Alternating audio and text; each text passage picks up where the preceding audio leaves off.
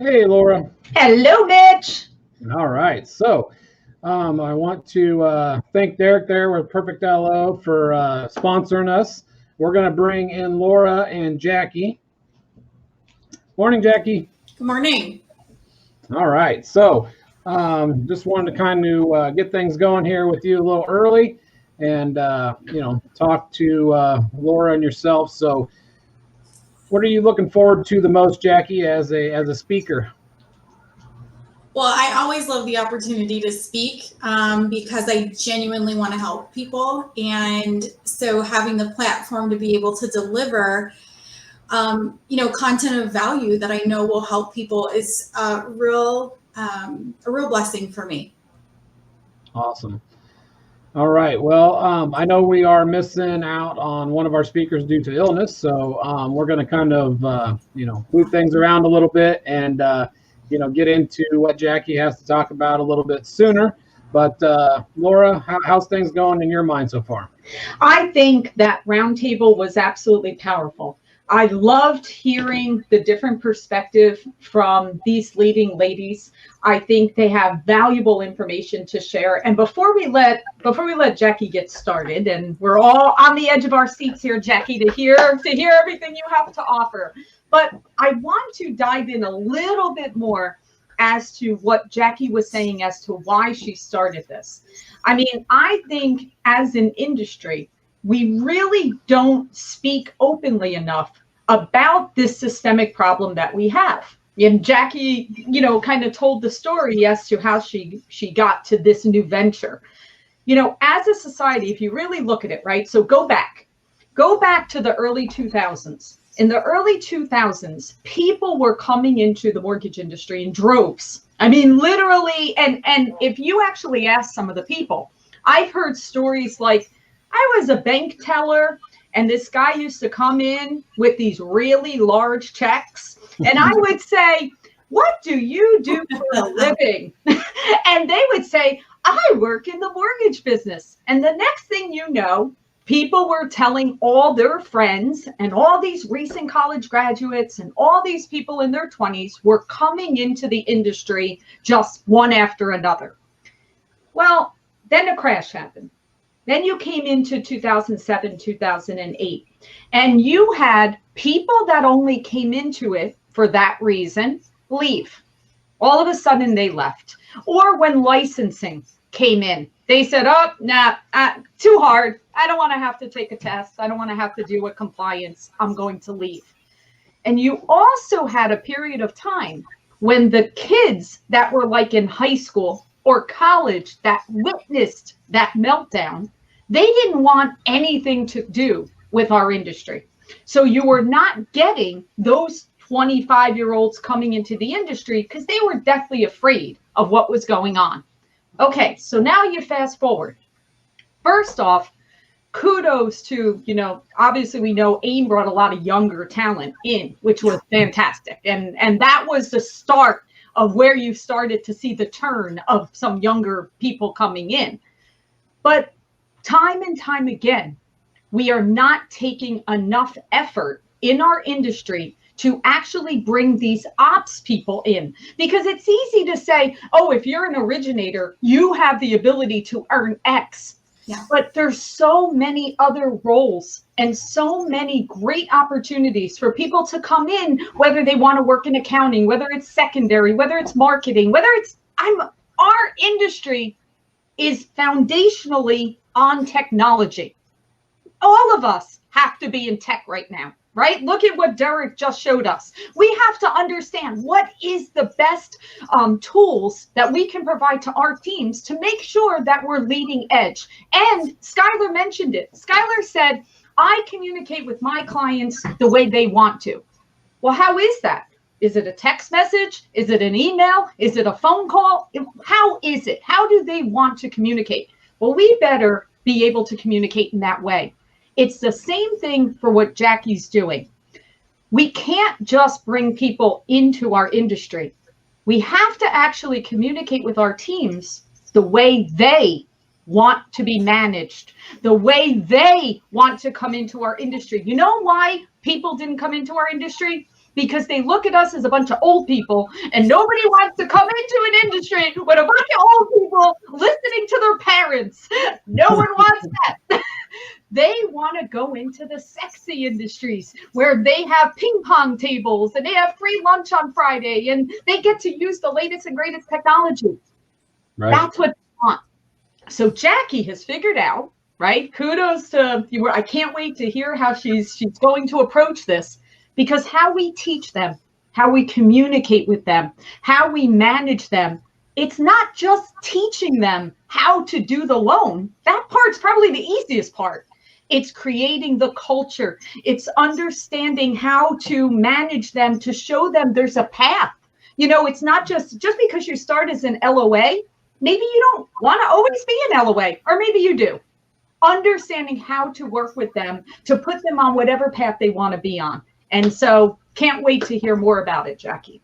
Well, I'm glad you brought that up, because I have a question for Jackie. So part of Build Your Empire, one of the branches that we do is recruiting and helping people find, employment. So, we've introduced quite a few people to your program, Jackie. The thing that a lot of them are running into is, companies out there hiring, loan processors and stuff like that. They want, 2 years experience. So they're hitting this wall. So where can, maybe you can give us some advice for any, people listening, where can, new people coming out of your program go to get their foot in the door, to just get that toe in the door? That's nothing new.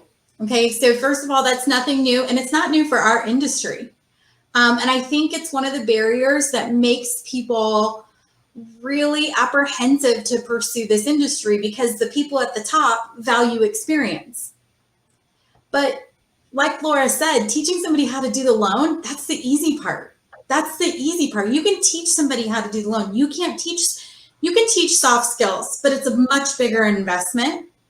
And like anything, like any industry that has a surge of need, right? Basic economic supply and demand, there is always going to be a measure of filtration. Do you remember over the last 20 years that the stick of measure to even get a job was you had to have a degree? Right. We're coming off that. And Yep. And a lot of that was because there were so many applicants for one position. How do you even begin to filter it? You got to pick some sort of defining factor of quality, of qualifying. And so in that aspect, like number one, this industry flat out is about networking. It reminds me so much of my kids. I remember, so my second oldest son, Tyler, is one of my senior processors now. And I remember he was such a good baseball player. Oh, this kid was amazing. He's an amazing baseball player. He's intuitive. He's intelligent. He can see that, like he's got, if you ever get the opportunity to ever meet my son, Tyler, at a mortgage event, that kid will rattle off stats like he's fluent in another language. But I remember being at a recruiting event, and I remember the coach saying to us, for some of you here, it's not going to matter how good your kid is. All that's going to matter is who you know. And so what I try to tell people, and I have no shame in saying this, what I try to tell people, which they are really selective hearing and don't like this answer, is you can take the certificate from my class and go and apply for a job, and Indeed, they have no idea who I am. There is no sphere of influence. They have no idea what that certificate means. You are going and applying for a job in the way that you would typically do it. And this is a different animal. You have to network. You have to start being in the room. You have to go find the processing groups on Facebook. You have to go find the mortgage jobs available in Facebook. You have to start getting connected. One of the things that if you take a course and you come out with my certificate and then go and network in that community, people who are considering them start emailing me and saying, hey, I have an applicant who said they took your class. Great. What class? What's their name? Let me check. I don't have a lot of interaction with people, so I can't speak to the quality of their character, but here's what I can tell you. Here are two things that I can tell you. So for all my brokers, all my loan officers who are looking to hire, all the uppers who are looking to hire, let me tell you something right now. The person you want to hire is the person who during a pandemic took whatever amount of money they spent to take a course with me on their own accord, to take this class to pursue something different that will better their life, they are invested. Yep. Because number one, they got to save face. They took a chance. They took a leap of faith in themselves and in me and in this industry. And they have something to prove.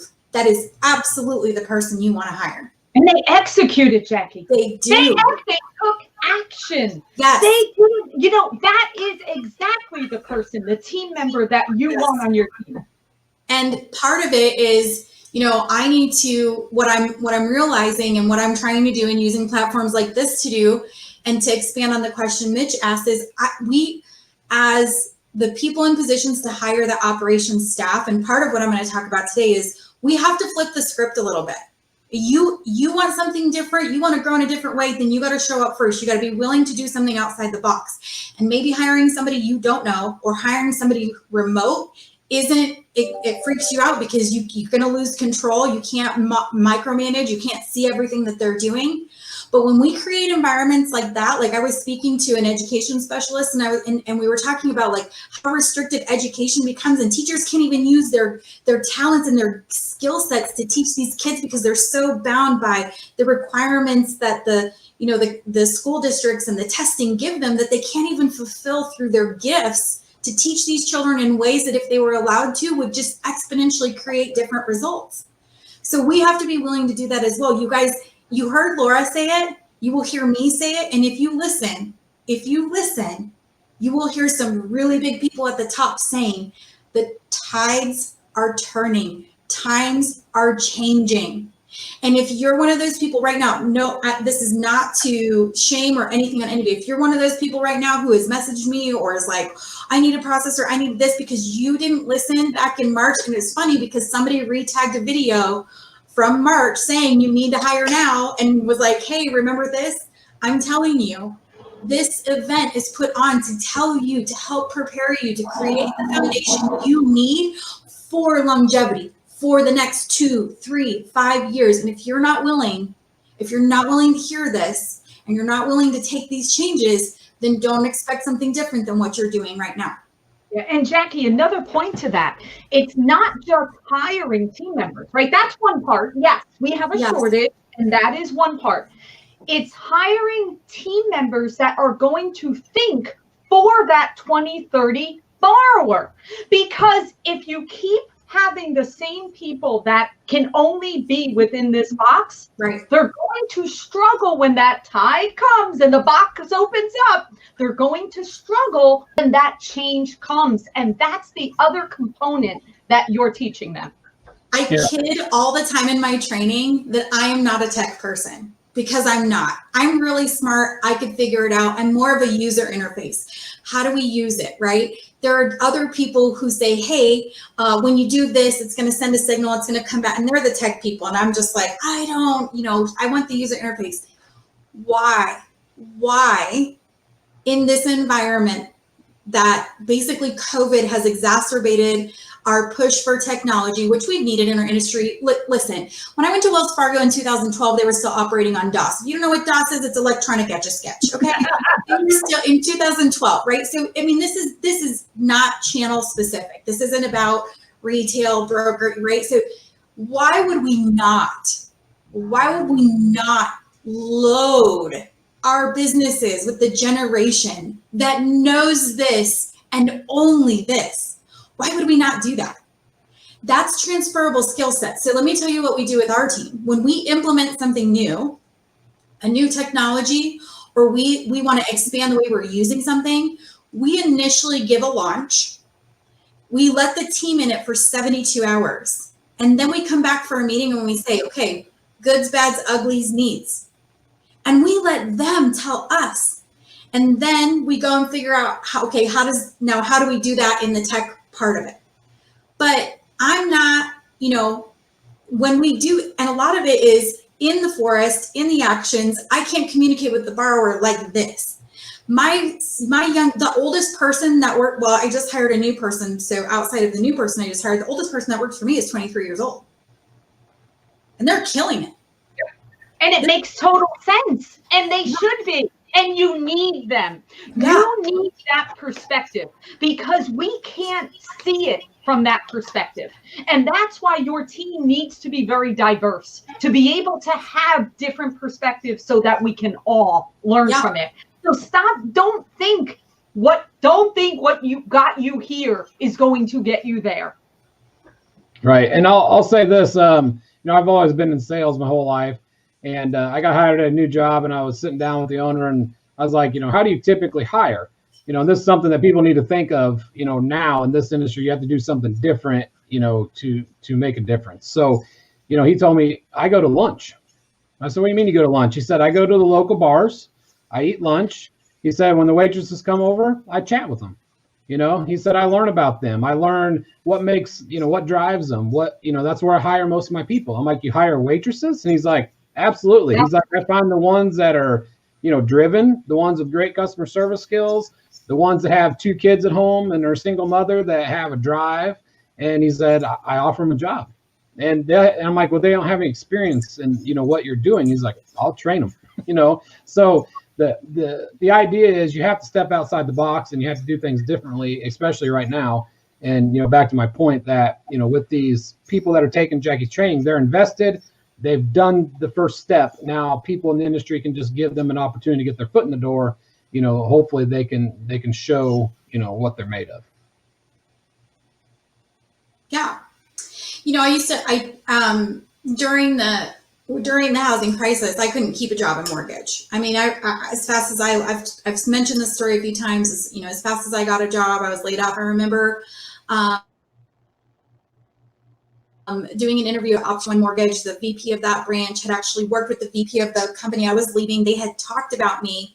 My VP of the company I was leaving, kind of on the down low, knew that there was a merger happening. That company then subsequently, through the changes, became what's now known as NationStar. During that interview, like this was how challenging it was at the time. At that interview, I remember at the end of it, and the gentleman looking at me saying, do you have any questions? And I said, well, I don't really have any questions as much as I have an ask. And I remember him sitting back like, oh, that's, okay. And I said, listen, and I was also in the restaurant industry. Prior to this, I had gone through a divorce and I was court ordered to get gainful employment. At the time, like this is how long ago, Ask Jeeves was the Google. Back then, that was Google was Ask Jeeves. So I went and asked Jeeves, what's gainful employment? And, but I remember telling the gentleman, I said, listen, I'm just going to ask that if you guys know that you're going to be laying off, like if you have that, just don't offer me the job. I'm a single mom with 3 kids. Every time I take a new job, it's a real upheaval of our life, our structure, our routines. And I just, I just don't know if I can do it again to just, be laid off in a couple months. And he was like, yeah, no, we're good. They were backed by H&R Block. So they really thought that because of the backing with H&R Block, they were going to be fine. They were, it was going to create a multiple lead system through the tax channel and whatnot. And I kid you not, about 3 weeks later, the rumors started. And a really good coworker of mine that had come over from Centex over to there was like, we're getting laid off. And I thought, oh my gosh. So during that time, my boyfriend at the time, who became my husband, had said, hey, we need some help at the office. Can you answer phones? And I was like, yeah, but I don't know anything about plumbing and heating. Well, I eventually stayed with them for a few years. And one of the things that I would tell them is, they would always say, we always have a problem hiring dispatchers. And I was like, why? Like, I'd done the job for a few months now. And I was like, why? It's like dispatchers always have a really bad attitude and they're real gruff. They're used to working for truckers. And I was like, why don't you just hire somebody with good customer service skills and then teach them to dispatch? You can teach somebody to dispatch. And it was like it was something they know, because much like us, much like our industry, they valued experience and then had to deal with the bad soft skills. Yeah. So once we flipped that script and said, okay, listen, we've got one person, she's so busy, let's hire one more person, but we're going to do it my way. Okay, we're going to hire someone who has great customer service, comes highly recommended, and we're going to teach them how to dispatch. It ended up being somebody I went to high school with. And I tell you, and the value and loyalty that you get from somebody when you give them a chance is loyalty is unmatched to experience. Experience does not generate loyalty, because you're all like in that experience space. And I don't want to downplay experience, but in that experience place, with what I hear week after week after week about someone like, oh, I got to hire a new processor, my processor left. You're only as good as the dollar you're paying, right? We all experience that as loan officers. You're only as good as the last deal you did. You can lose a realtor relationship if that deal doesn't go well. You're only as good, right? So the thing about hiring someone who's invested in themselves and you give them the opportunity comes with it an unmatched loyalty to your business. And we had that. We reached out to this. She ended up being a friend of mine. We gave her an opportunity, and her loyalty to learn that business, excel in that job, then expand that job, grow that position, make it more efficient, expand in it. We couldn't have asked for a better situation in that hire. And that's the thing that I need originators and broker owners to hear, is that right now, when experience is taken, experience is off the table. Anybody who has experience has a job, okay? The next best thing right now that you can ask for is loyalty. Absolutely. And I got that all out without one single 4-letter word. I thought I almost heard one coming, but I thought maybe you stopped it.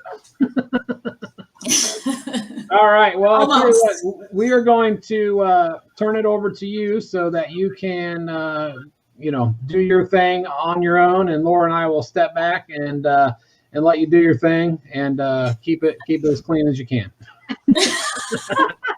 Can't wait to watch, Jackie. Good luck. Well, I'll do my very best in the clean department, but people got to know who I am. All right. I appreciate that. All right, here we go, everybody. Awesome. Here is Jackie Dunlap. All right, crew, let me adjust my camera just a little bit because it's catching the top of my computer, and hopefully I don't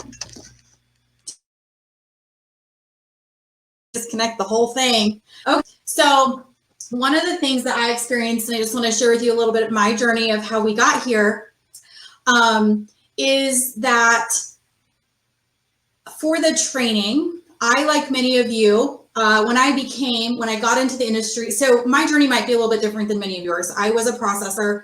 I first started as an unlicensed retail loan officer, experienced the crash. Because I was in retail, I did not know how to farm my community.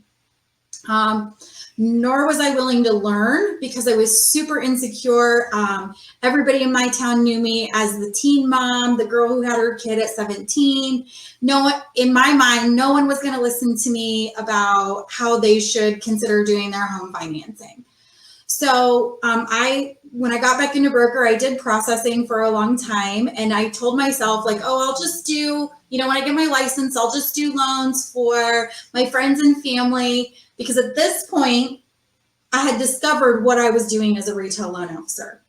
And I never understood the impact of what I was doing.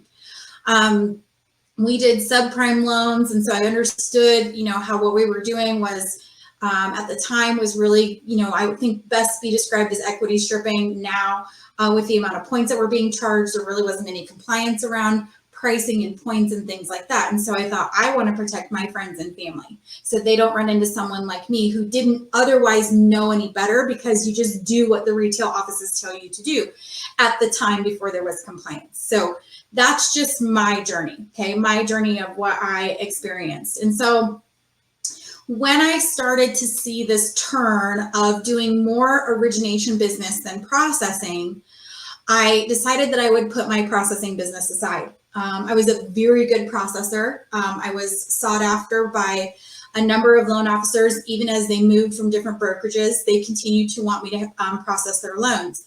And many of them were not super happy when I went into origination and closed my processing doors. But when I began to do origination, I, like many of you, no matter how big your business is, I invested so much time in lead gen. Okay. And even in 2014, when I got my license, technology the way that it is now with lead gen and Facebook and LinkedIn and TikTok even, was not a thing. Still very boots on the ground. And so I would do these calls and I would set up all of this lead generation. what would happen, and probably what a number of you are experiencing now having a database, and if you're new, what you will inevitably experience is the chase of the lead, and then we don't really transition well into, once all those leads materialize into an actual production pipeline, we really need to start thinking about bringing in support. If not, you're going to end up burning both ends of the candlestick, because okay, you're going to, if this is time, and you spend so much time, you know, in real estate, they call it farming. Okay, so farming, we call it lead gen.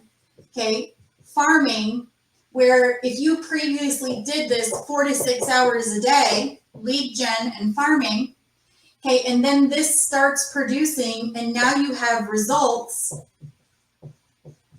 and those results take 4 to 6 hours a day, okay, you're now already 8 to 12 hours. But what happens is we don't stop or adjust one of two things. We don't adjust our farming, okay, or we don't adjust our ops. And we end up burning both ends of the candlestick. We end up continuing to farm, and now we got to work on the results, the leads, the clients, the purchases. This is how we get to working 16, 17 hours a day, 6 days a week, 7 days a week. And when I did the AIM podcast, Broker to Broker podcast with JP Hussey a few weeks ago, I told him farming leads. So we're a family of athletes. I had 2 collegiate athletes, 3 super competitive athletes. My little ones don't really do a whole lot now just because of COVID, but wrestlers, and my foster daughter does track. And so, you know, sports analogies is our gig. Farming is like being an athlete and eating whatever you want. Pizza, a whole pizza, and then ice cream, and then a burger, and then having a snack later. And you eat all the things, but you never gain any weight because your activity level is so high. But what happens when you then stop playing sports, but you don't stop eating like an athlete? Okay, slowly but surely, those pants start getting a little tighter. Slowly but surely, that sweatshirt doesn't fit so baggy anymore. Okay, and what happens is when we fail to transition from this farming and then handling the results, is kind of like we keep eating. We keep farming and farming and farming. And the eating, it's our time. We don't adjust our time one way or another to segment this, onboard technology, onboard operations. And so our time starts getting tighter and tighter and tighter, like our waistbands. Okay. And so one of the things that I realized, and what we all typically do, is we're very cyclical. We do all the lead gen, we make the phone calls, we do the database, right? We got all these loans in the pipeline, we get all the leads, we spend all this time, we got to close them, we're way up here, we close all these loans. But because we were working in the business and on the loans, then all of a sudden the next month we have nothing, or 2 instead of 10. And so then we do it again, and we go farming, and we go lead gen, and we do this, okay? And it's a cycle. And I know, because I have an old board, it's actually just right over here. I have an old board, and for 2 years, I watched my cycle. 5, 2, 8, 1, 11, 0 closings in a month as a single originator. And when you decide to bring in ops, what you're doing, and what we all understand now, right, is flattening the curve. By bringing someone, an LOA, a processor, or growing processing, expanding your processing team, onboarding technology. Okay, those are all things that will flatten the curve, where now I don't have to be working in the business so much, on the loans, in the loans, processing title, insurance, and all the things. And I can have somebody to do that, which means now I spend more time. I can still spend all this time in lead gen, but I don't have to spend as much time in results. Okay, so 2 things happen. Number 1, the biggest hurdle that I see originators and brokers have is this different understanding of units for pay. And I remember being at a real estate conference, and a gentleman explaining to me this concept, which I want to share with you. Okay, we move money in units. Okay, we move money. Now listen, I am no artiste. I know loans, I know mortgage, I am no artiste. But let me tell you this, okay? We move money in units, or he would call it a vehicle. So this is a vehicle, okay? If you move money by the hour, you can only move, there's only 24 hours in a day, you can only move so much money. Okay, if you're moving money by the hour. And this is like, it's like your little SUV, okay? This might be more of like an hour plus commission job. Okay, there's more opportunity to move money based on what I do as an employee. My commission kind of becomes the wild card. It becomes my untapped potential. I now can move bigger amounts of money in an SUV if I'm earning commission. And I am not restricted by time necessarily when commission comes into play. And what we're used to in real estate and mortgage, okay, we drive semis. We move a ton of money per transaction, okay? We move a ton of money. It was the number one reason that I did not transition from processing and hourly wages into origination sooner, was because this was safe. This was safe. I knew per hour what kind of money I was going to move. This was still safe, but also gave me a lot of potential. I knew at least I would do this. This was scary. There was a lot of potential, but this was scary because there was no guarantee. And when you have a family on the line, you have mouths to feed, you have children in the room, a lot of people can't do this.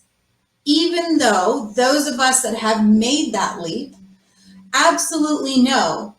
And I have not spoken to a single person who said, you know, I would have waited a little longer before I got over. I just would have held off a little bit more. They were like, no, I wish I would have come over sooner.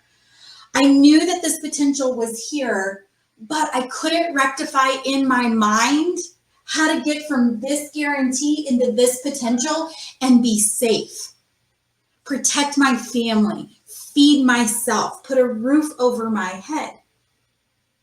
So sometimes what happens is somebody's got to go first in who's giving this model up. And right now, there's a kind of a fight for the middle ground. And as loan officers and brokers, right, we want to pay per file, per unit. It's easier. We don't have to have the employee. We can charge the borrower. Okay, all of the things. But I will caution you on waiting to do that.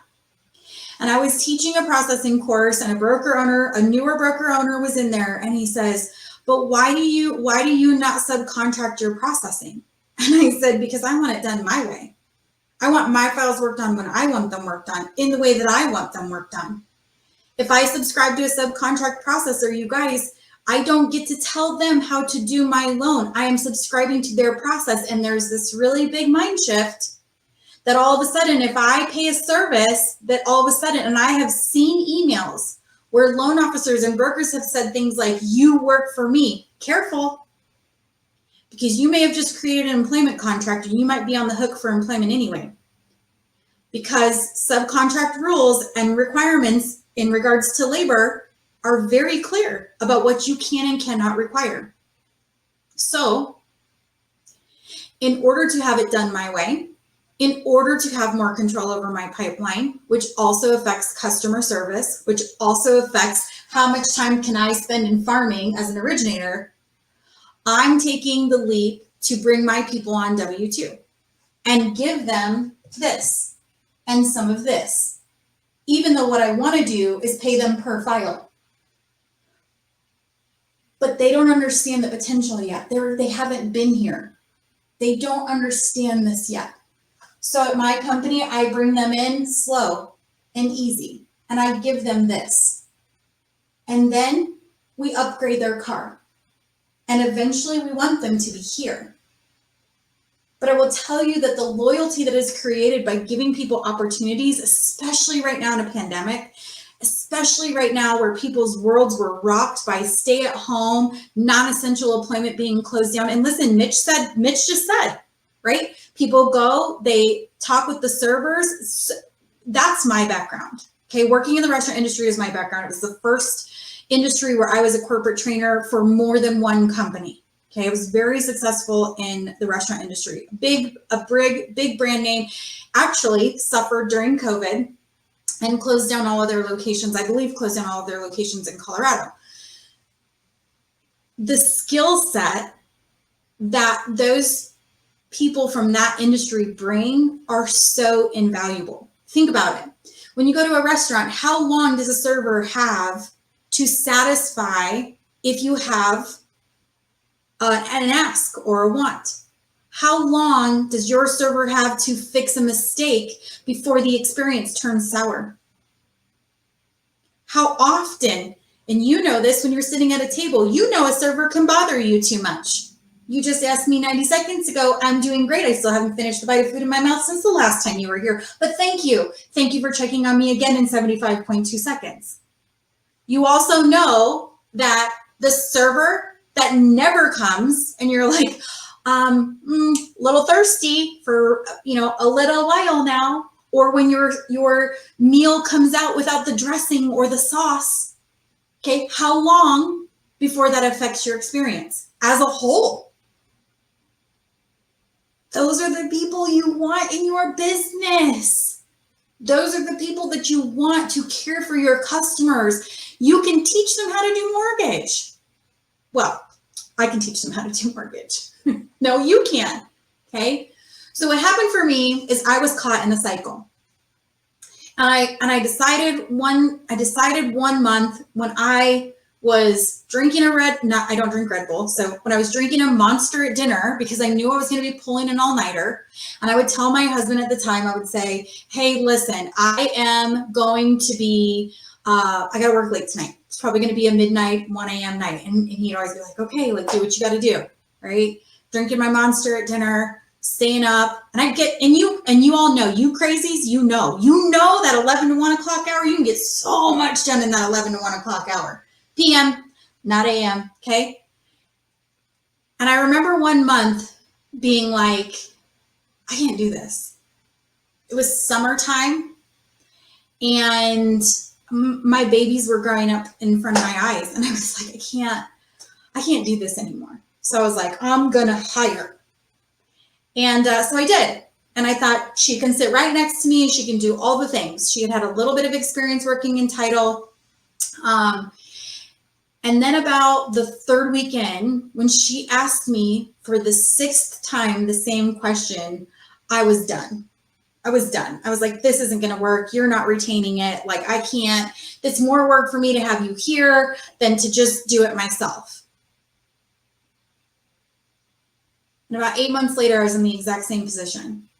So I made another hire. Made another hire from someone who had banking experience, worked in a big retail name bank. And again, thought, okay, I'll do it better this time. She can sit next to me and I'll have her do the things and, but there was no organization to that. I was just throwing stuff at her. And about 6 months later, she was gone. Because she felt like she was failing me because she wasn't understanding. She didn't get it. She wasn't confident. Even though she was doing it. She was doing the work. So I just kind of swallowed my gut and said, well, I guess this is the way it's going to be. This is how this is just, I'm going to be. And I used to carry a lot of you were a processor, so you are super controlling and you just don't want to hand your files over. No, that was not it at all. What I then began to realize was that I had failed them. They had the skills to do it. I had not provided them the adequate training to even understand what we were doing. I was basically just giving them tasks and ordering them around. I wasn't mean about it, but ordering them around, and they were completing things, never really understanding what the heck was going on. And you all know, those of you that are here, we learn by failure in this business. Okay, let's just talk about COVID. How many times have you gone to do a loan? Let's talk about self-employment during COVID. How many times are you like, we've never had to do this before. We just closed one 2 weeks ago. We've never had to do that before, right? The guidelines change. Remember when FHA changed their rules about departing residents' rental income? A lot of us didn't find out that rule changed till we had to file in and it was suspended, right? So in this industry, we often learn by failure. They don't know that. They're not accustomed to being in an environment where you go back and forth like that. They're used to performing a task and being done and moving on to the next thing, okay?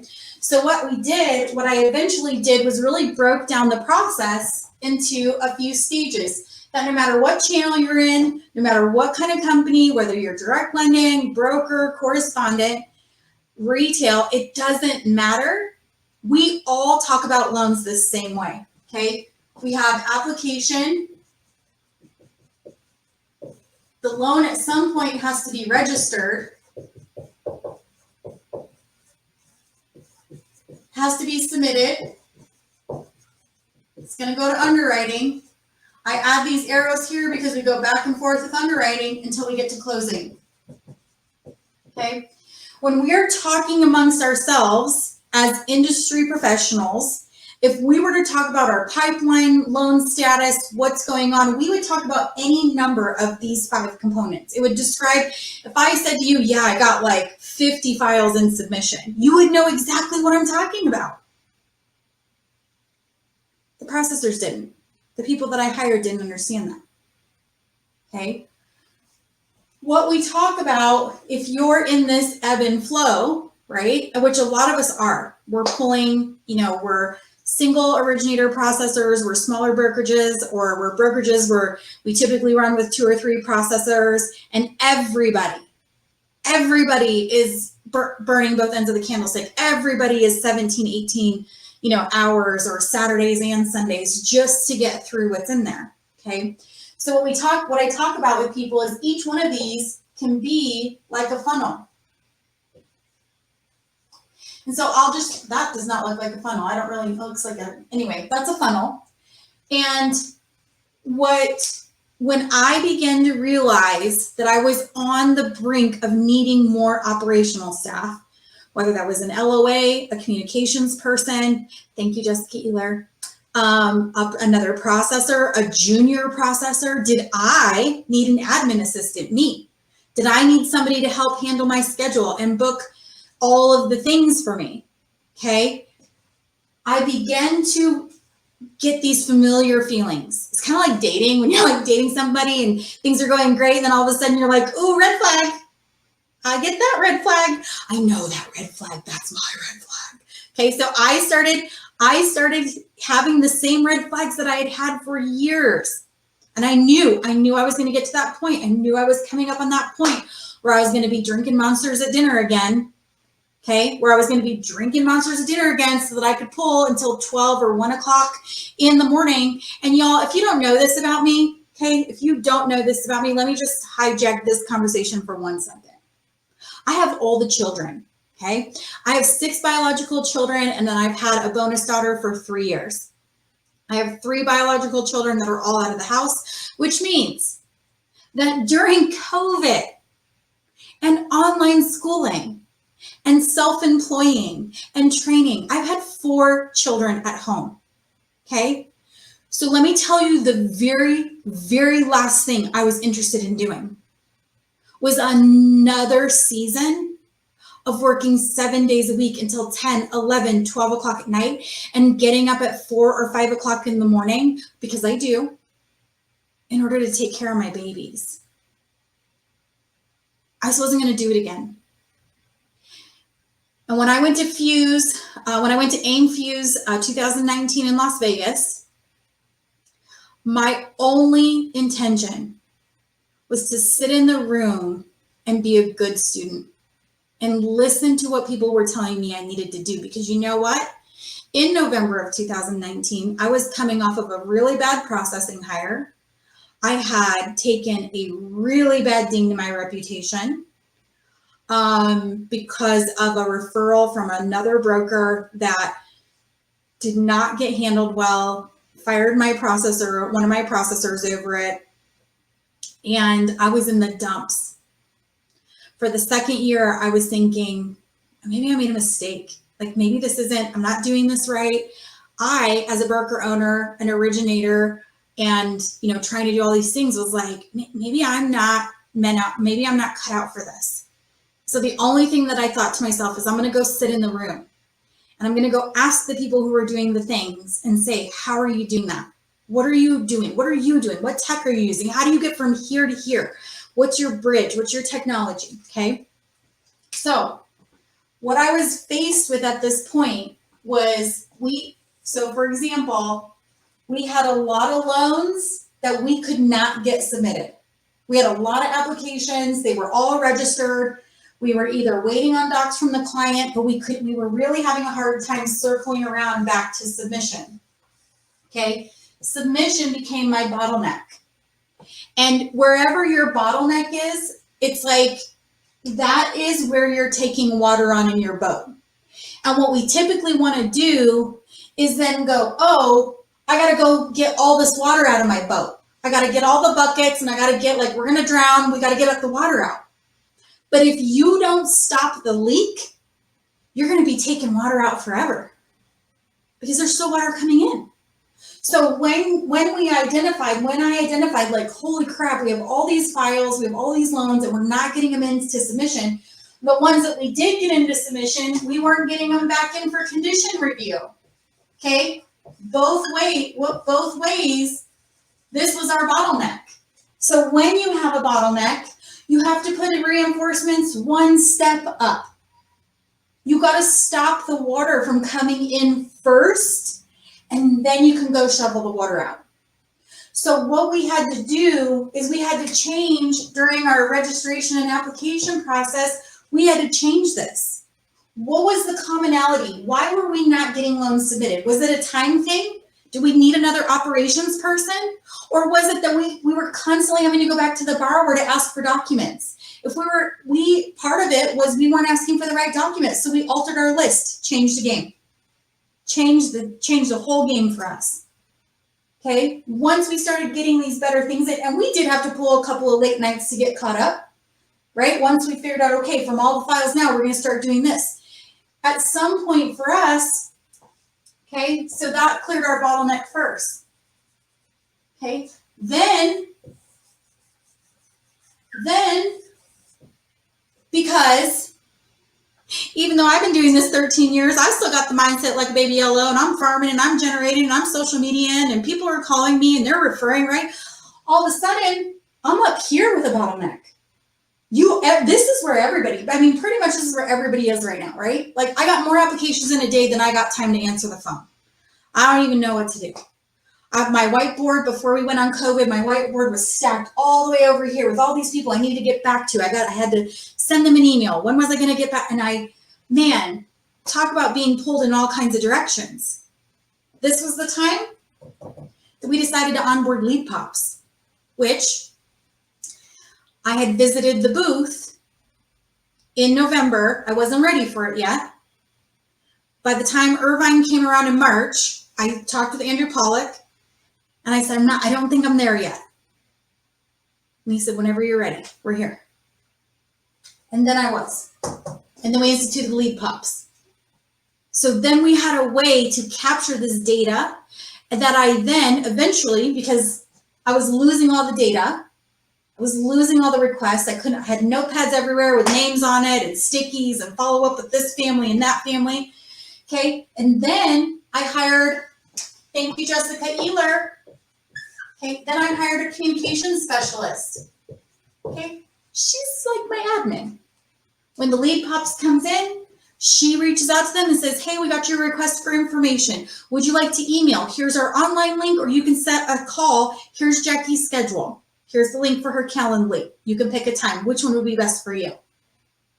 So now I'm not spending time looking for emails. I still have sticky notes. I still have lists. It just has different stuff on it now, right? It has different stuff on it now because now I'm on a different level of business coaching with Christine Beckwith. And it's like, you got to make a list, but you got to tackle it this way.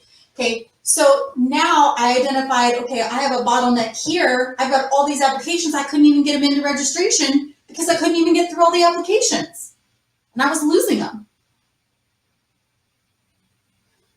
The very next thing that I did is I had to learn to respect my time. Okay. I had to learn to respect my time in the fact that if every time my phone rang, I gave everybody 15 minutes of time, this is the only thing I was doing. As a professional, even if you're a processor, you have to set healthy and firm and productive and efficient boundaries. Because if you don't respect your time and space, then other people don't know how it needs to be respected either. So what I did was I started saying to people, I do my quotes and my estimates in the afternoon. Okay, in the afternoons. I do it for 2 to 3 hours every day. That's all I do. In the meantime, in order for me to do this, they must have done one of two things. I do not any longer, will not give a quote or an estimate from an email from somebody telling me what their credit score is. I won't do it. And I just say, hey, as a principal, I just don't give quotes out this way. It's only one of several factors that go into a rate, and I'm just not going to do it. I mean, I don't always say I'm just not going to do it. I'm just going to say, so it really isn't a very good quote for me to give you. I wouldn't really be able to give you an effective, quote. I don't have all the data. Your credit score is only one of them. So now they have to either fill out my pre-application or they have to provide me documents. I let them choose. You choose. I don't know how you make decisions. You can do our online calculator or our online application, or we can send you a borrower folder and you can upload this list of documents. The list that in our previous bottleneck, we decided, hey, this is the minimum amount of documents that we need. That way, when a borrower decides that they're moving forward, bam, that file's into processing and the processor can do the thing. But that's the other thing. If I don't make sure, if we don't set up a system where my processor can do their things, then that messes up their flow too. So what are the minimum documents that we need? We developed, and I'm happy to share it, but we developed a process based on a checklist that was from one of our wholesale lenders. It was a 21-day closing guarantee checklist. And I thought, I was a really good processor.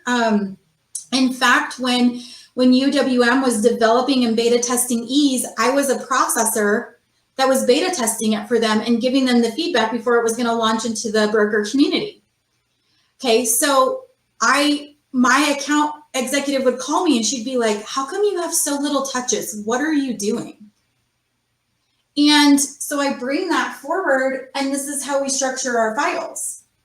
Okay, so one of the things that is the hardest thing to do when you're trying to implement growth and operations, one of the hardest things to do is understanding what your process as an originator or your process flow as a processor is.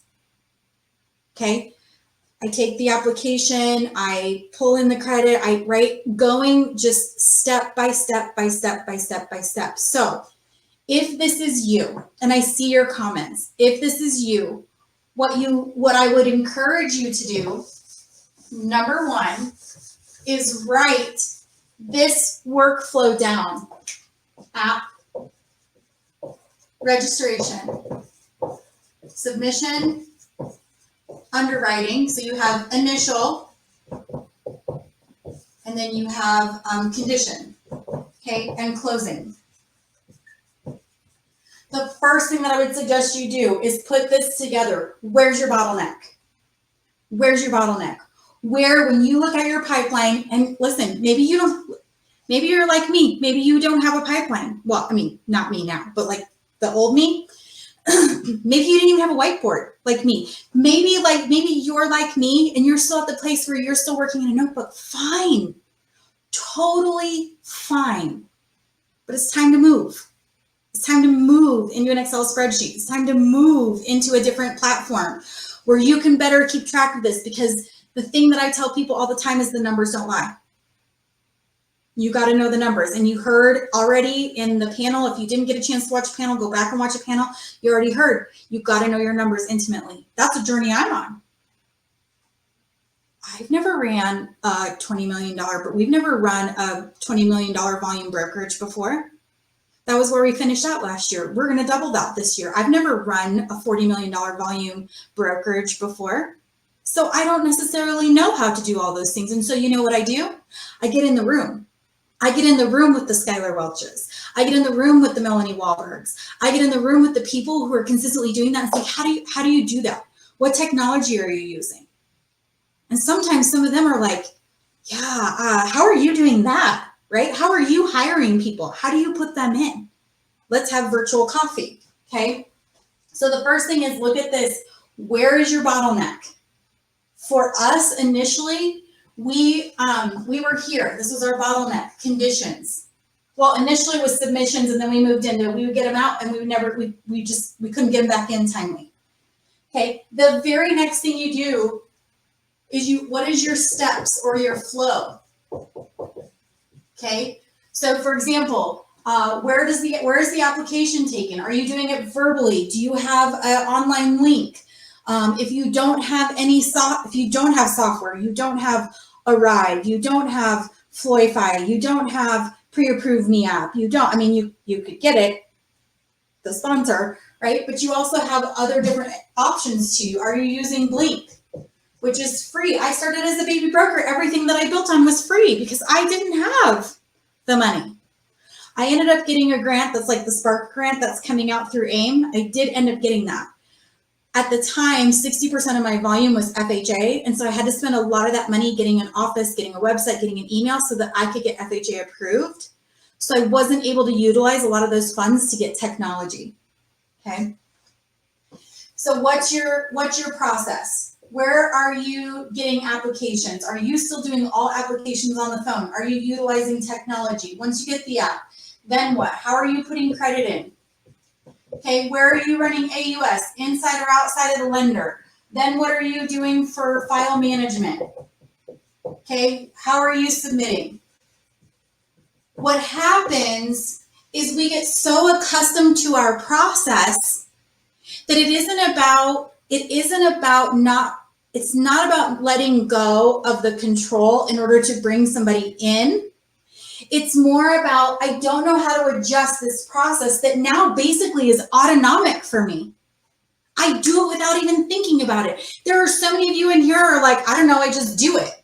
It's autonomic for you. It's automatic. Your muscle memory, your brain memory, everything, it's all automatic.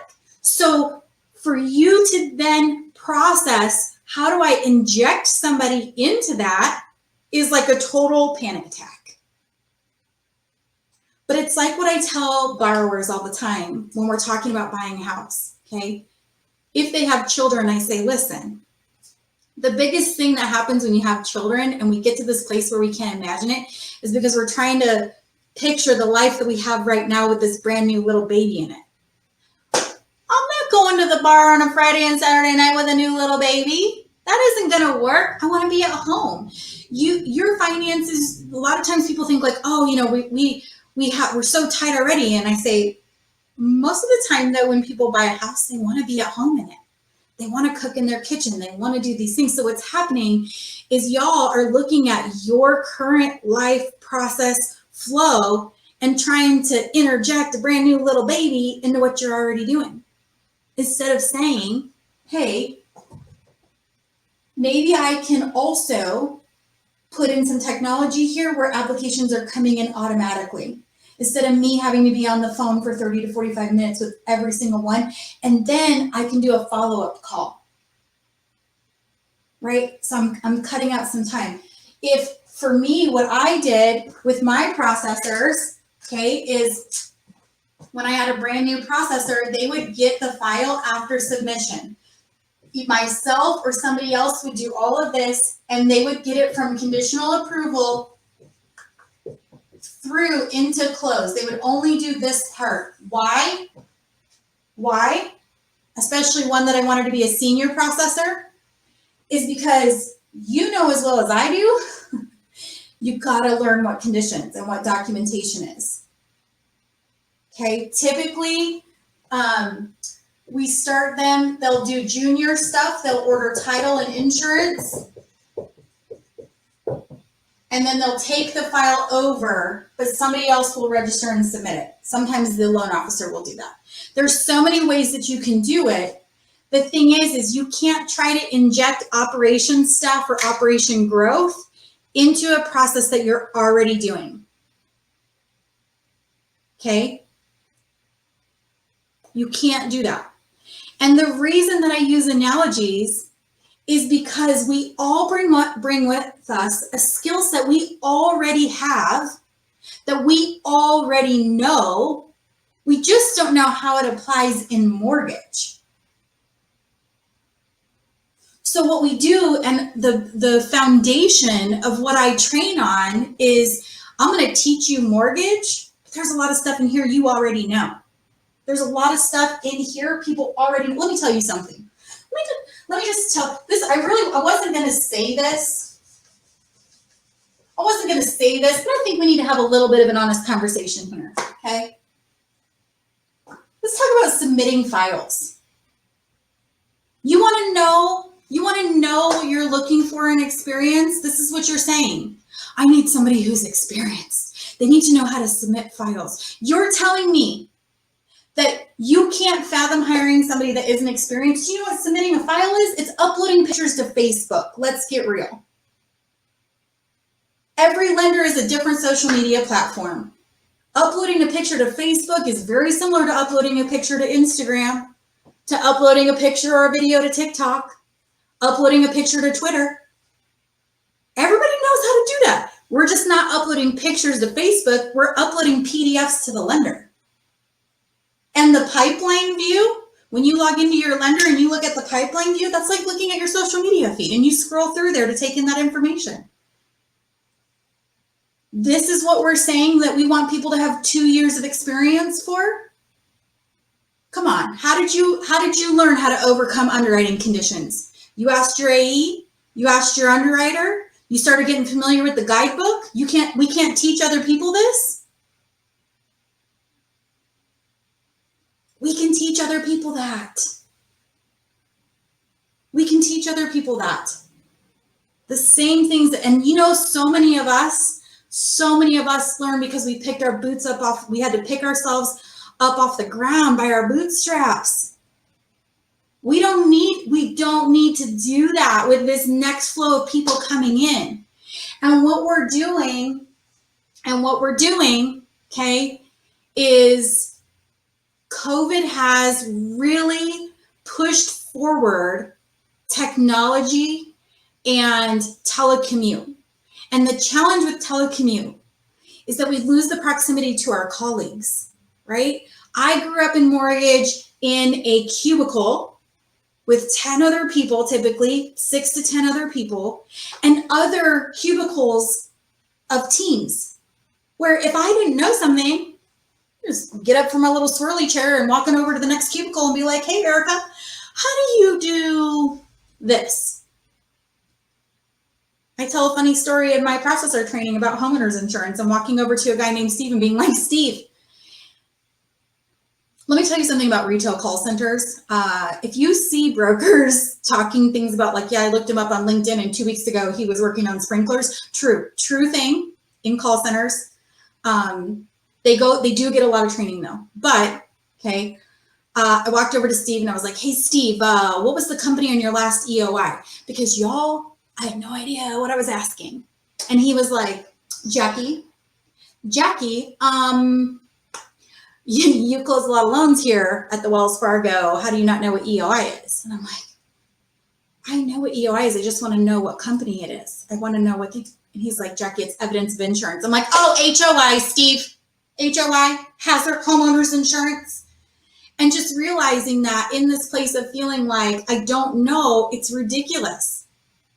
There isn't any need for us to make people earn their keep or suffer the way that we did. And so by being in places like this, in communities like this, being on platforms like this, going to AIM events, being in the Women's Mortgage Network, finding processor groups, what you reestablish is the proximity of colleagues again. And so in the Broker to Broker podcast that I did with JP Hussey a few weeks ago, he asked me this question and he said, what would you say? What would you say to new brokers? What would you say to somebody who's struggling? What would you say to a loan officer who's just like about they're at their max? Number one, get in the room. Get in the room with the people who can help you and then ask the questions. Because you guys, the only reason that I am standing here giving this to you is because I stood in the room and I asked the questions. And you know what? I've never had one person say to me, well, we don't really share that kind of information, so I don't know what to tell you, and then just walk out of the space. Okay?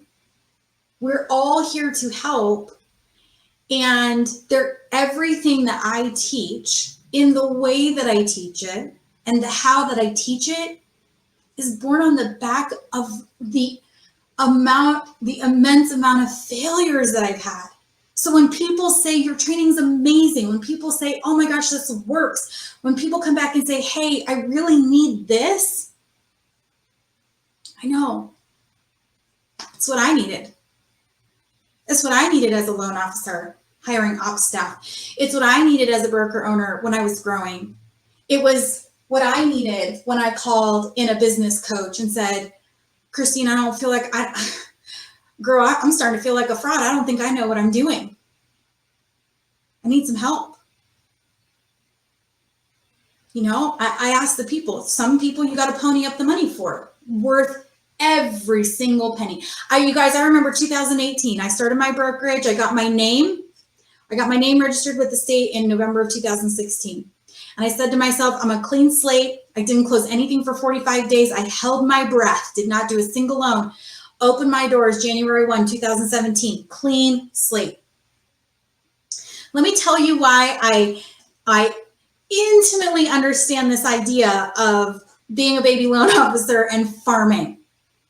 I called my account executive at UWM and I was like, I got this great plan. And he's like, oh, I'm so excited for you. So I'm gonna make a goal for myself. It's gonna be 100 apps in 100 days. Y'all, I didn't think that through. 100 apps in 100 days. Day 35, I called him back and I said, scratch the goal, scratch the plan. I have 20 loan applications and I am drowning. It wasn't failure to execute. I've never done it before.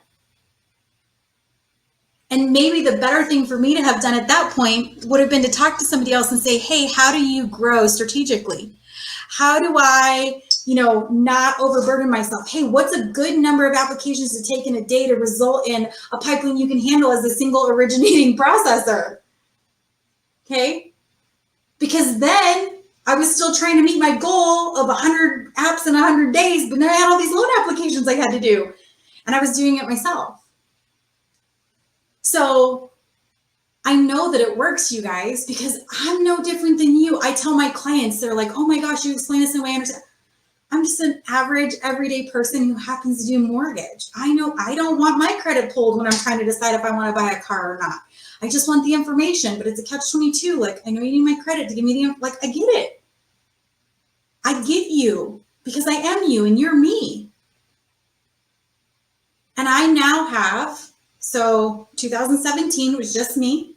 Okay, we're closing out 2020. So literally November 2020 on the 16th will be my 4th year of having my name. It will be the culmination of, so 17, 18, 19, 20, so it'll be my culmination of my 4th year of business. I will have 4 loan officers and 5 operations staff. If you would have looked at me all those years ago and said, this is what you're going to do, I would have laughed in your face and said, no, it's just me. Okay. But how did I get here? I finally decided that I was going to listen to the people who were at the helm telling us to do the things. And there are people that do this. There are plenty of people that will tell us, are you going to sit in the room and are you going to be a good student? Last year at Fuse 2019, Gary Vaynerchuk was our speaker. And so for those of you that were there, and I think that this is available on YouTube, okay, but for those of you that were there, Gary Vaynerchuk gave all of this like awesome, relatable content, social media. And he said, he stood up on the stage and he crossed his arms and he said, you know, I'm trying to think about like what I'll say to leave you with. And you know, like he's pretty badass, like Gary Vaynerchuk. Oh, I got to meet him. It was my thing. And he said, there's 2,000 of you in the room here today. And what I know is that 8 of you, if that, 8 of you will do what I'm telling you. 8 of you will take this advice and implement it and actually move on with it. And there's a bunch of people that can sit now in, you know, November 2020 and look back and identify who some of those 8 people are. And there's 1,990 people, according to Gary V, who are sitting in their seats saying, shit, I should have done that. I should have done that. So when we're talking about growing smart, we're talking about growing a foundation. If you are already pushing 12 hours a day, do not let that carry to 15. If you're at 15, don't carry to 18. If you're at 18, you got to get some help. You got to get some help. I got a lot of people who have come through the training who want the opportunity, who just want a chance. They've paid their own way, who will be the most loyal people just because you gave them a chance. Those are the people you want to hire. And don't be afraid to listen to their suggestions about how to incorporate tech. Don't be afraid to listen to what they bring to the table when it comes to efficiencies. Because they bring with them an unemotional, unattached skill set based on a lifetime of immersion in technology. And sometimes for this younger generation, all they want is to be heard. And the value that you give them by listening to that input and implementing it creates an environment better than the free Google lunch cafeterias, because they matter. Okay. I'm getting pretty close on the end of my time, so I want to share with you one last concept. Okay. Well, 2. Hopefully I have enough time for 2. I'm sure Mitch will come in here and tell me when my time's up, but 2 things. Okay. About 2 years ago now, I bumped into Rachel Hollis. I don't want to hear anything about Rachel Hollis. I know she got some stuff going on. Doesn't change that some of the things that she taught me changed my life. Okay. One of the things is a concept called the last 90 days. If you so we're at November 4th. So we have just shy of 60 days less in the year. And the concept is what if you focused on closing out the last 60 days of this year as intentionally as you do the beginning of a new year? What if your focus right now in closing out this year isn't about closing your books, Isn't about getting through this pipeline. What about if closing out the end of 2020 is beginning to put things in place that will support you for 2021?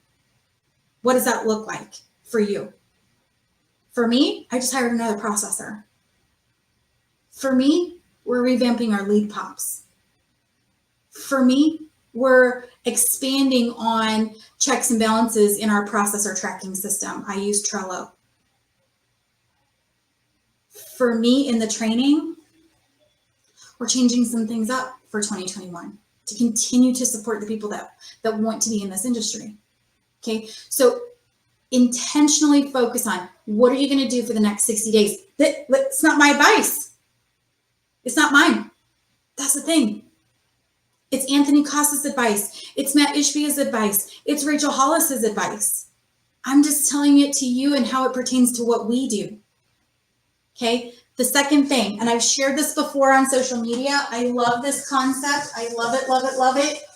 It is the second biggest thing that impacted my life, both personally and professionally over the last year. Okay.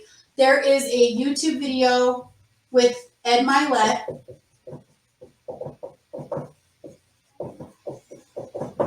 Okay, Ed Milet. He is a speaker. Okay, and it is about, it's called the 6 hour day, the 6 hour day. So he breaks his 24 hours up, or he breaks his workday into 6 hour chunks. Okay. And there's also a video of this in the Women's Mortgage Network if you want to go back and watch it as well, with a link for the video. Okay, so I'm going to give you an example of my 3 6 hour days. And what he talks about is that because he breaks up his time and chunks it out and spends each one of these 6 hour chunks like it's a day, he gets 3 days in one day, whenever he gets 3 days in. So when people say to me, how do you do it? I started respecting my time a little bit more, being a little bit more organized. It took me a long time to be respectful to only doing quotes in the afternoon. Okay, but here's what mine looks like. So from 4 a.m. to 10 a.m. Okay, I do get up somewhere between 4 and 4:30 because until 6 a.m., that's my time. That's my time for me, for Jackie, for me. I'm on and off the workout wagon all the time, because if I don't do this, if I don't do it first thing in the morning, I don't get it done. And I'm an athlete, y'all. I was a 3-sport athlete in high school. I feel my best when I feel strong. I feel my best when I am working out. I switched to a plant-based diet last year. I gained like 20 pounds. I could not figure it out. So I got a nutritionist. Did I have to pay for it? You bet. You bet I did. Best money I've spent this year. This quarter. Okay. So now it's not that I'm not eating good. I'm eating all the plants, but they adjusted my macros. I'm taking care of me, because if I don't pour into me for a little bit, I can't pour into everybody else. Okay. So then I adjust my day during this 6 hours, 4 to 10. And then at 10, I put another 6 hour structure in from 10 to 4, and then 4 to 10 again at night. And during each one of these, I have my day planned out. I typically have an hour for my kids built into each one of these, because they're at home doing school, homeschool with COVID. Okay. If you want more detail on this, there's a link in the Women's Mortgage Network on how to break this up. But this really helped me see, how was I spending my time? Where did I have inefficiencies in my time? And where could I put more balance in my time? Where could I get more family time in? Where could I take work out? Where was I not being efficient? And at the end of the day, if I was going to be tired at 9 o'clock, I wanted it to be because I got up at 4 o'clock to go down into my garage and work on my treadmill, not because I was 30 pounds overweight. That's what I wanted for myself. So welcome, Mitch. Welcome back. Oh, you had a great presentation, lots and lots of great comments. So look here and see. Yeah, you aren't really any questions I don't see. So that, a lot of people want what was it?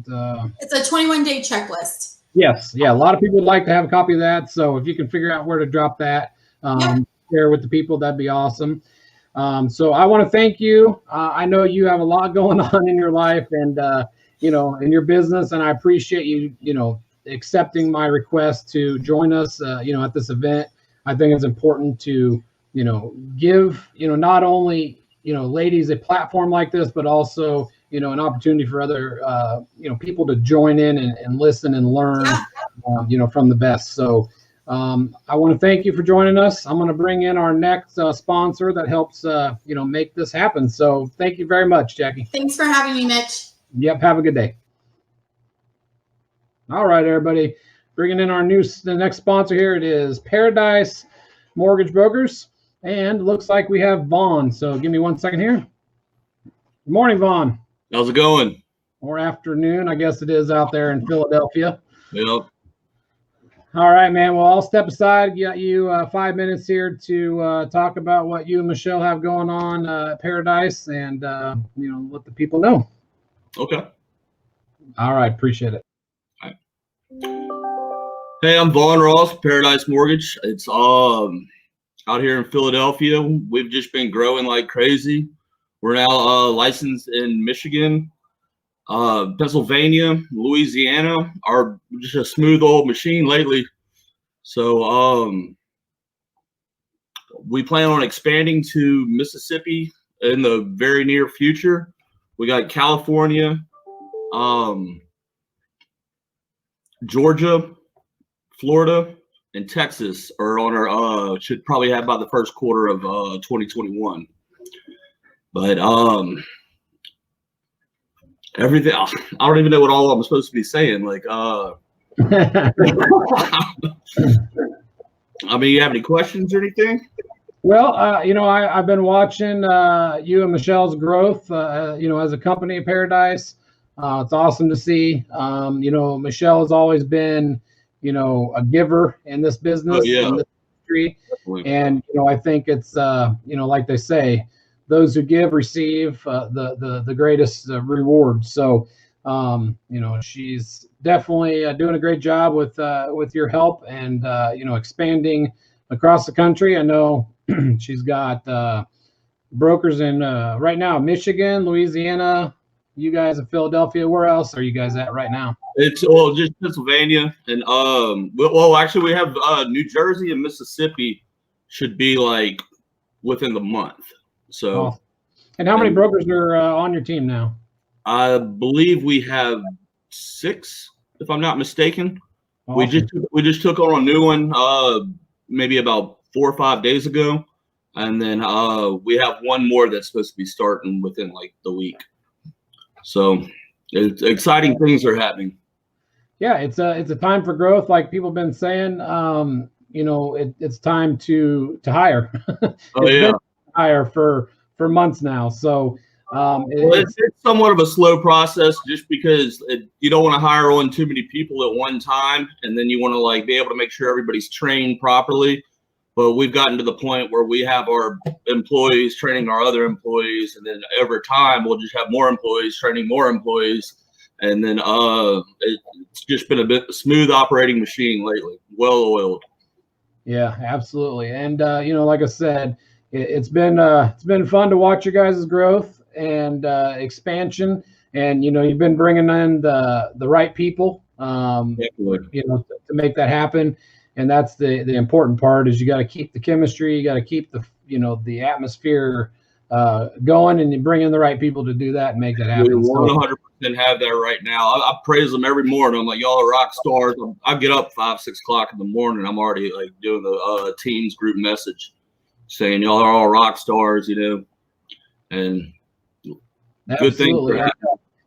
Yeah, if anybody wants to check you guys out, anybody's looking for a new opportunity as a broker, definitely check out Michelle and Vaughn. We are Mississippi and New Jersey are coming real soon, so LO's out there. We'll be taking them on. Awesome. All right, man. Well, hey, I appreciate you joining us, and I want to thank you guys for sponsoring, because it's the sponsors, help make this thing happen. So You know, everybody that gets to enjoy this at no cost to them, you know, it's thanks to, you know, companies like you guys. So we really appreciate that. I've been doing. Thank you. All right, man. Well, thanks for joining us. And I'm going to bring in our next guest.